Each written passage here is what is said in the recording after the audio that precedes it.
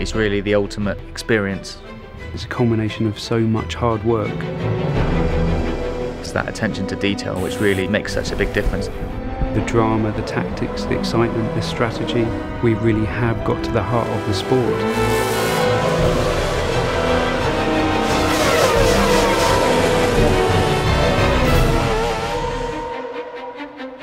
We've had 2 really successful games launched already now for Formula 1.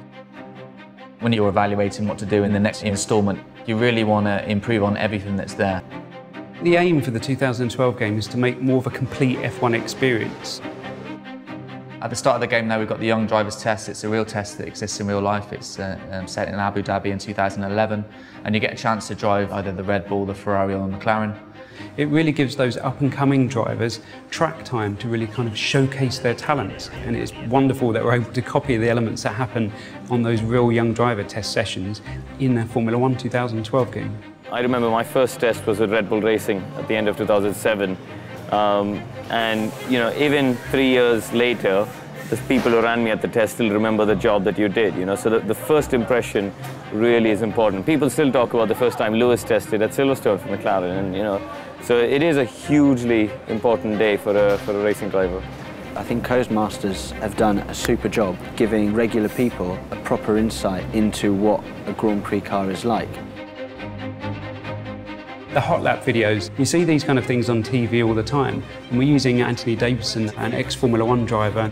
And he's really just directing you on what makes a good lap. So he'll be pointing out the braking points, the things you should be watching out for. If it's a double apex, the sort of line you should be taking. This is kind of just giving you that fundamental information that you need in order to get to a new circuit, understand it very quickly and enjoy the most from it. Formula 1 games are very fast, they always have been in the past, but what we've tried to do is enable the player to drive consistently. And we've put a lot of time into working on the pad to help the player control the car at speed.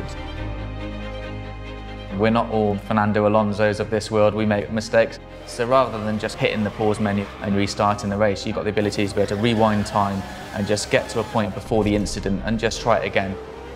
Certainly for the novices in terms of learning racing lines and avoiding incidents, they're a really useful tool.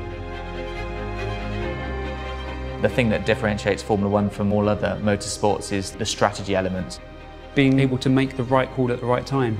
You might not be the quickest driver, you might not have the quickest car, but you can balance the elements. You've got fuel mixtures you can dial up and dial down. You've got different pit stops. Do you stop twice? Do you try and run longer? It's a thinking man's racing game.